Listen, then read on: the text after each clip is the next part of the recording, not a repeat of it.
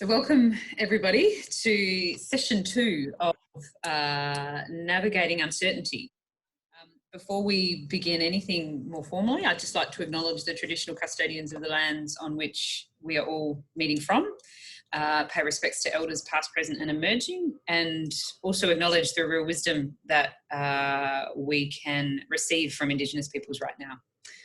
At any time really, but particularly right now. So what we're doing by bringing people together for these sessions is to learn some new skills and new ways and new techniques of navigating an uncertain time and an unknown time with support, doing it together and doing it in a way that we're looking for possibilities and also a bit of fun and a bit of hope and a bit of optimism along with it, but particularly in a way that we are supporting each other. We're moving through that time together. And I have Patrick here as well with me, who'll be facilitating most of it. It will be really, really interactive. Patrick and I will run through some activities and some exercises, and then you'll have an opportunity to test them out yourselves. And the point being that this is not about passively receiving information, it is applied. So it's about giving you an opportunity to test it, to try it, and see what these techniques and skills might look like in your workplace and what they might look like in your relationships with people, not just in work, but I think even more broadly as well. Does that sound like a good overview, Patrick? Are you happy with that? Oh yeah, sounds great. Cool. I'm excited. I'll come along. Yeah, excellent. Oh, that's a tag to me, is it? That was a tag. Excellent. Thank you. I missed that offer. I was too busy looking out my window at this gloriously beautiful day that we're all sharing today. So that's a blessing to have this gorgeous day. So these are quite short sessions, short, sharp, and hopefully to the point. So we can get you out to enjoy the rest of that day on your allocated exercise time. Why am I here? Very quickly, I'm a professional, or was a professional actor, living in New Zealand, and about 10 years ago I moved over here and got involved in the theatre industry here, and also applied improvisation, or improvisation as a theatre form initially. And I did some work in a corporate setting with Naomi a little while ago, and she saw the benefits of how improvisation can be applied to moving forward into uncertain times. As improvisers, all we use sometimes to create entire theatre shows or theatre scenes can be something as simple as a one-word suggestion from an audience. And that's all we have. So we need to know how we move forward into the unknown space, collectively with our theatre group or collectively with each other, to take the sense of the hopelessness or the fear of the unknown and put it into an area that we can be co-creative. And so that's kind of the idea of what applied improvisation is. To such an extent now that they're teaching it in the likes of Harvard and Stanford and American and business colleges around the world. So it's becoming a very, very valuable work tool. And how do we navigate the uncertain? How do we navigate the sense of fear of not knowing? That's what we'll be looking at in these little sections, and they're kind of building blocks on understanding a language that we've put around improv or applied improvisation, teaching you that language and some skills that enable you to experientially absorb that knowledge and take it on board by doing it rather than just listening to it. Does that sound and good? It does, doesn't it? Sounds awesome. Hey. But before we do it, I just want to have a little exercise that's going to connect you to the moment, to the screen, so you're not just sitting aware that you're sitting at home in front of a screen or looking at a whole bunch of squares with different people up on it. And it's a little exercise we call brain gym, and it's balancing the left and the right side of the brain, and gets us into a situation where we become present. We can't be thinking about anything else because we're in this moment. So it's basically a very simple exercise. It's thumb up on the right hand. And for those, you can see me, you just, I can't see you for the rest of you. So I'm just assuming you're all doing this. So thumb up on the right, and you're going to put the thumb down and put the pointy finger out. So you're just swapping the thumb for the pointy finger, thumb for the pointy finger, thumb for the pointy finger, back and forth. It's very simple, very easy to do. Just the thumb and just the pointy finger. Sharon, if you do it at the same time, rather than thumb down, yeah, that's all right. Cool, cool, like that. Oh, I can't even do that. Now you're gonna do the same with the other hand now. So just the thumb, swapping the thumb for the finger, thumb for the finger, thumb for the finger. Excellent. It's very, very simple. Both hands are very simple. Left brain, right brain, both operating. But what we do now is we do the thumb of one and the pointy finger of the other, and you swap them over at exactly the same time. Just your thumb, just your finger. Your thumb. And if you get fast at it, you can just, if you pull the face that Sarah's pulling, doesn't really help, but it does amuse us. It totally does. It totally helps. And that's navigating, that's our right brain and our left brain working at the same time. You're actually getting smarter while you do this.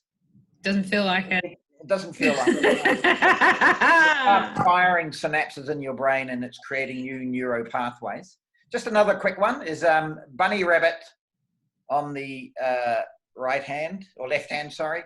And the left hand's, or the right hand is a gun. It's got a little trigger and a thumb and your finger. And you go to shoot the bunny, but it's okay because the bunny gets out of the way, and you swap the bunny for the gun and the gun for the bunny. Oh.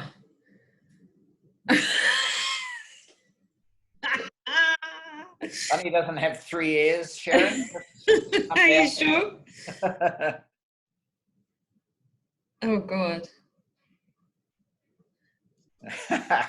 It's just great seeing all you struggle it.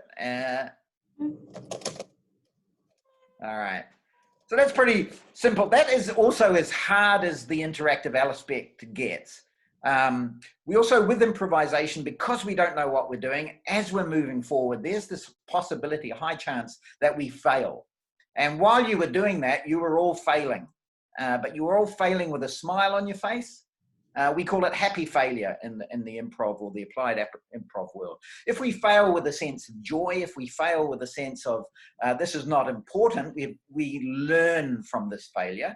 Doesn't mean that we are failures. It just means we failed at that particular moment, and we can move forward. So we try to fail with a sense of happiness and joy because we don't know where we're going. We don't know what's going to be ahead of us. So we are going to make mistakes and we are going to fail. So it's important for us to, as we do that, have that sense of joy and smile and craziness as we do that, which helps us get through it a lot quicker. This is the second of a series of 7, and I just want to recap very quickly what we did in the first session. This is the important one. Number 2 is kind of the important. The first one was a stepping stone. And we talked about with improvisation, we need something to base the start on. And the present is what currently is what we've got. So this is what we are improvising every day from now on, ever since COVID-19, but ever since every day we move forward and we're improvising every day. We don't have a script for what we do. But we do have what we call offers. And an offer is anything new that is suggested to us, anything new that is brought into the situation that we've got. We've got 3 basic types of offers. We've got verbal offers, which is me talking. I'm giving you ideas. These are all offers. We've got physical offers.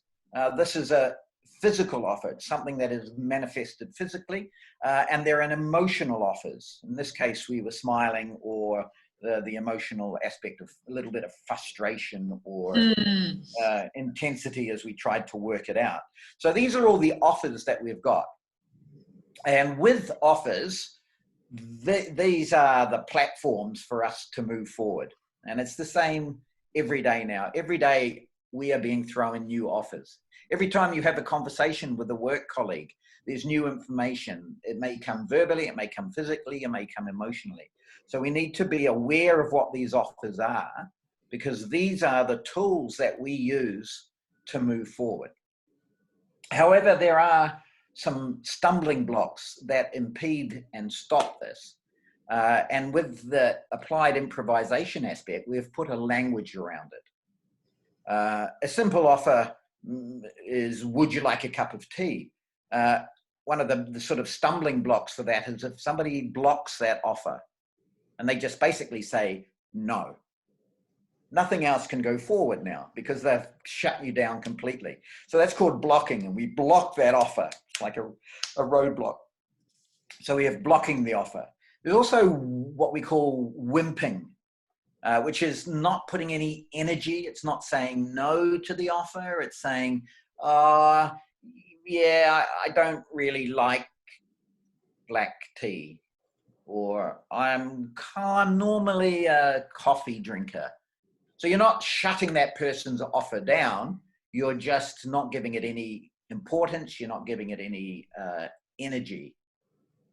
And of course, there's what we call hogging an offer, which is just taking that offer and running it with it, not giving that person, oh, I love tea, give me that, give me a blah, blah, blah, blah, blah, and then just ranting on about tea and coffee and a time that you met someone at a cafe and blah, blah, blah, and not letting them into the scene or into the conversation. We call that hogging.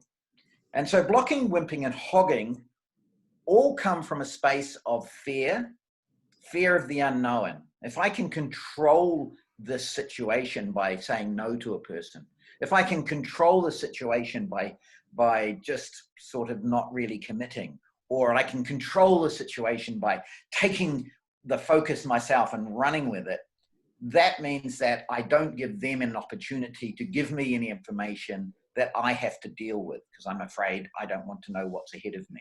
So I'll shut it down, or I don't want to have to deal with it at all. So I'll just take it on my own path. Could I just jump in for a sec, Patrick, as well? Yeah.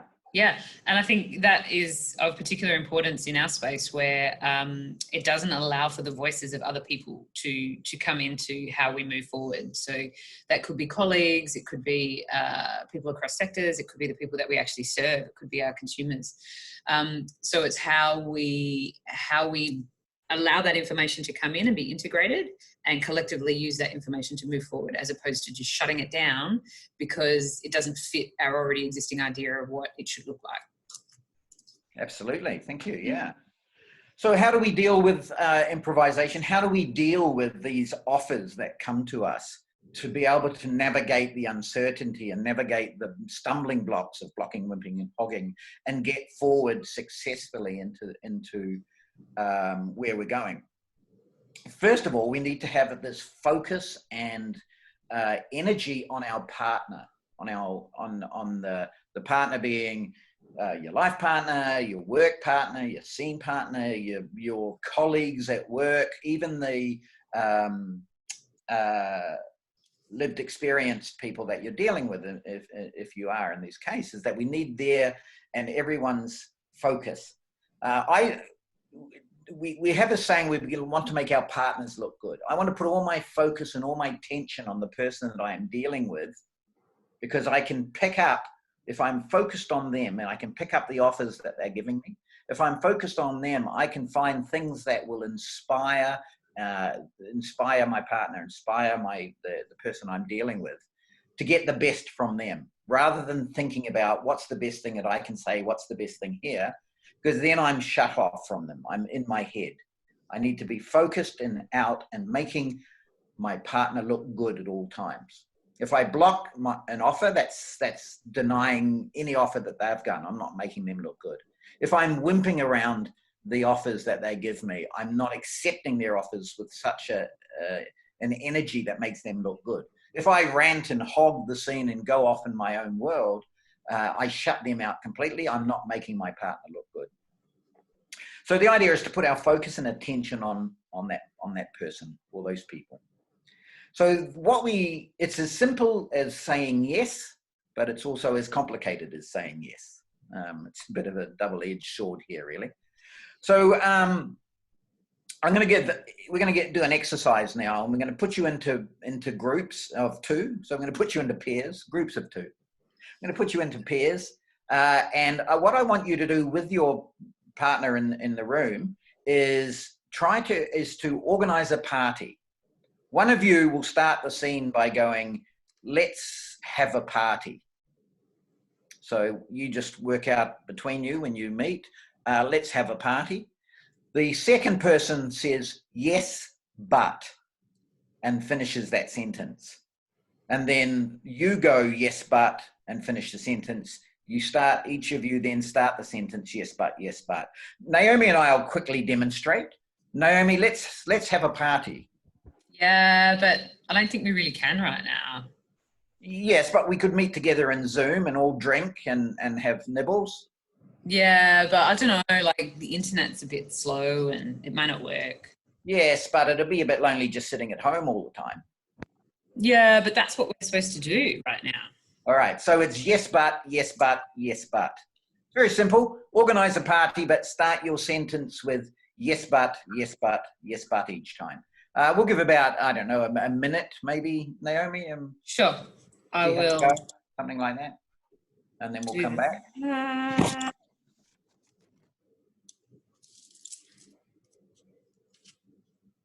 Okay, you've got 2 minutes. 2 minutes. Oh, okay. We'll give Being generous. There you go. All right, I'm joining.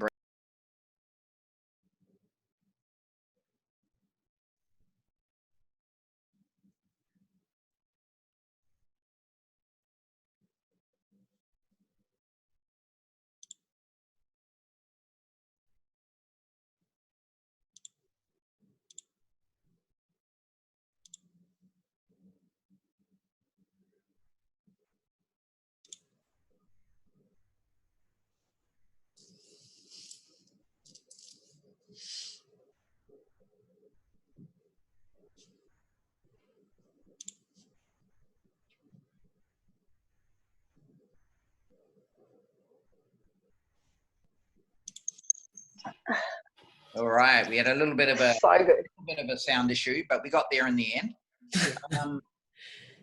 With our group, did anyone, just a quick show of hands, if you felt that you managed to organise a party? No. No. So open it up to you guys. Why do you think that was the case? You were saying yes to that person. You were saying yes at the beginning of every sentence. But still nothing. The word but allows for excuses. Yeah, good. Yeah. Well, and it became a bit of a dance. You almost felt like you were trying to win an argument. Ah, very good. Yeah, that's a great observation as well. Yeah. I was running out of excuses. They were good excuses, do though. kind of person, Carly. Did anyone find that you were trying to justify the other person's ideas? They were saying, they were putting up a block. Yes, but we have to stay at home. And then you were going, or spent all your time trying to work your way and navigate through their resistance. Mm-hmm. Yeah, it's exhausting. Yeah. So if you felt they were doing that, then they probably felt you were doing that as well, because you were both starting the sentence with yes, but. Mm-hmm. Yeah. We do get into a sense that if we use the word yes, we think we're being positive and affirmative, but it can be undermined very quickly just by saying the word but after it. Yeah. So we're going to repeat this exercise, but we're going to change one word. So instead of yes, but, we now start each sentence, both of you, it's important to do this, to start the sentence with yes and. So we're changing the word but for and. Yeah? Mm-hmm. Exactly the same exercise. Let's start a party, yes and then the next person, yes and, yes and, yes and. One word change. Now we'll see you in your groups. Mm-hmm.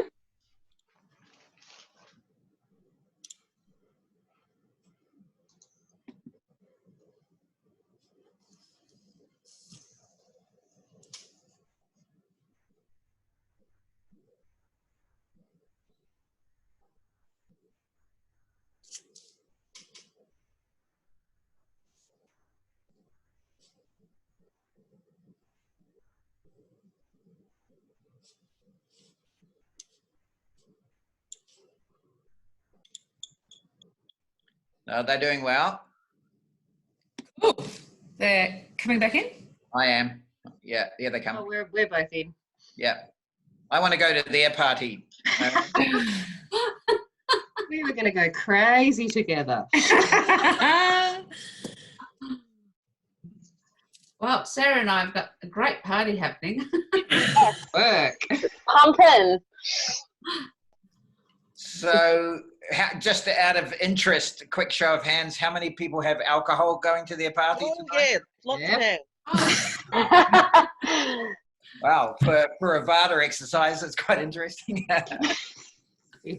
So what was the difference between yes, but and yes, and?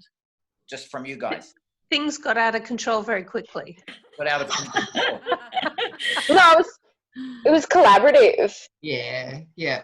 There wasn't dominance from one person or another, and everything was accepted. So it was able to kind of grow fairly quickly, Yeah. and in a positive sort of way. Everything was encouraged. Mm. You It felt was excited, much more not uplifting. deflated. Yes, agree. Mm. Can I just say that I've been doing this on the phone because I was hosting another meeting that went on without me. Oh, Can you let me into this one on my computer Oh, because my yeah. phone's running out of battery? sure. Right. So I'll dump out of this one. No worries. Yes, and she's a very good multitasker. Mm. So yeah, it's interesting. There's a lot more. There's a lot more positive language around the responses this time. Things got out of hand. It just means you were having fun with the exercise as well. But just by changing one word, but to and, we've developed a whole different level of communication. You're not shutting each other down. You're collaboratively working. If this was a focused exercise, then you imagine the amount of development and ideas that could be generated out of just yes-anding an exercise, meetings and the likes. And a lot of the times we do say yes but ourselves without realizing we're doing it. And it's an interesting sort of mental shift to be able to go yes and to everything each time. But the value in it is obviously a lot more energized. There's a lot more collaboration. There's a lot more co-creation with what you're doing, and you were moving forward with. You could tell when you came back, you were a lot more energized, a lot more sort of animated with your responses as well. And I think it's tapping I think we're into. just excited to have social contact. I'm sorry, Julianne, what was that? I think maybe what most of us are just excited to have some meaningful social contact. Yes, and it's a lovely spending this time with you. Yes, and. And I mean, clearly in a work context, being able to be conscious of the impact that the yes but has. I mean, I know that there's a lot of things that need to occur within organisations, and there's a lot of things to consider in terms of risk or funding or possibilities. When you shut the conversation down at the outset, it doesn't allow for that exploration and that creation. So you can always bring those other restrictions and those containments back afterwards, but if you do that at the beginning, you've got nowhere to go. You stay exactly where you've always been. And I think at this point in time, it's about how do we progress forward. Not that we drop everything that we've always done, but how do we progress forward and find a way to move forward, bringing what's required from our past with us, as opposed to just trying to replicate it in a new context, because it's a very different world than a month ago. Absolutely, and I think the idea of yes and is a lot more relevant and poignant now than it was before, in the sense that we could use COVID-19 as a very good excuse to go yes but we can't leave home, yes but we aren't allowed to be in the same room with a whole lot of people, yes but, and we're going to get nothing done. Just by having a conversation with someone and yes-anding it doesn't mean that you're tied into those ideas. It just means you're generating these ideas and creating this rapport and this sense of hope with each other just by using your simple languaging. We just got time for another very quick yes and exercise. So it's just the first person just starts with a very simple statement, and then it's yes and, yes and, yes and. So a quick demonstration with Naomi would be, Naomi, grass is green. Yes, and cows eat it. Yes, and cows produce milk. Yes, and milk goes in coffee. Yes, and I love coffee.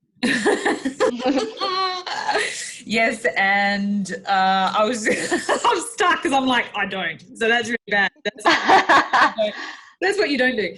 Yes, and I love tea. Right, yeah, so that's fine. You're still putting your idea forward. So it's just taking one idea, adding to that by going yes and, adding to that by going yes and. So instead of a party, it's just taking a theme, and you could go anywhere with it, but I want to try to stay on the sense of the one focus and see where that creatively takes you. Put me in another group, Naomi. I love Josie and Julianne. They're doing really well, so I just like to check in with someone else. She's Okay. Guys. All right, here you go.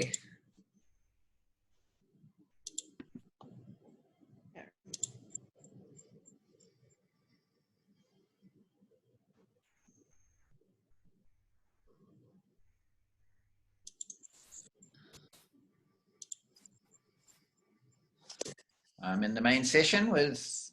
Have you not been? You should have been asked to join. No, I got put into 2 and then I came back. Okay. Well, that's all right. That's all right. They'll be fine. Here. I've put you in a group with someone who didn't have someone.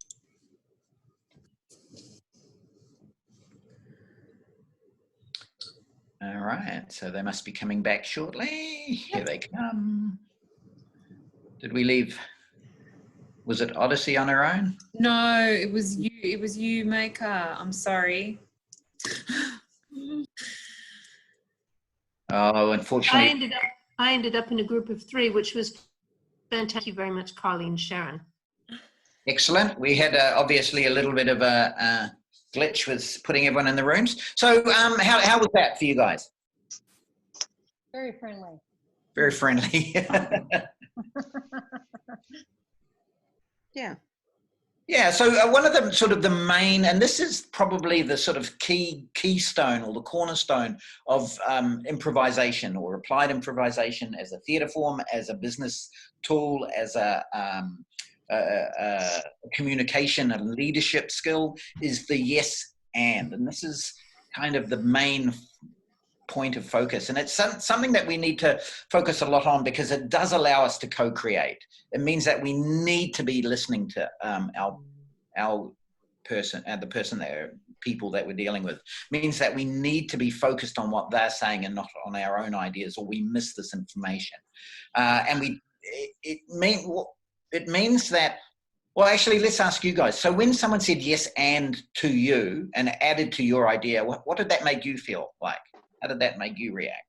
Validated. Like my contribution was valued. Yeah, and you're being heard as well, because they're adding on to what you've said, so you know you've been heard. Yeah, and by having that sense of validation and that sense of I have been heard, then we are encouraged within ourselves to give ideas and to do the same for them. Builds confidence. Yeah, absolutely. Absolutely. As we move forward from this, as you would probably all know, like the more people have an involvement in an idea or a concept or a strategy, the more likely they are to go along with that. It's a collective vision as opposed to an individual vision that you're then trying to bring people along with. So you have momentum on that from the outset when everyone's had a chance to participate. Cool. We are out of time for this. We've gone a little bit over, so I hope I haven't kept you from your beautiful day. But this is the sort of the key building block now that we use. And so the sessions from now on that we use this as the platform, and then everything else we'll start looking at some different skills that add to this all the time. So thank you very much for joining us and playing along. Can I ask a quick question? Yes, Yeah. you can. You just did. I can't. Sorry. Oh, can I ask a second one? I just did. I can't go to Tuesdays. Is it okay? Like, is it imperative that we attend all of them, or is it okay if I just go to the Thursday one? Yep, that's totally fine, Sarah. And we will be, these are obviously being recorded, so they'll be going up on the VADA YouTube channel, so you can always watch what you've missed. Cool. And Awesome. People, if you have colleagues who you think might benefit from some of this content and some of these ideas, you don't have to have attended a session to be able to watch the recording, right? So Cool. it's available to other people as well. Yeah, I'll feed it back to my team. Thank you. No worries. Cool. Well, have a great weekend, everybody. Enjoy your Easter. Yeah, happy Easter. Long weekend. Yeah. Thanks so much for popping in. Stay safe. Yeah. Happy. Stay Thank connected. you. Bye. Bye. Thank Ciao. you. Ciao. Take care on the roads. Boom, boom. Yeah. Be happy. Yes, See ya. Ciao. Bye.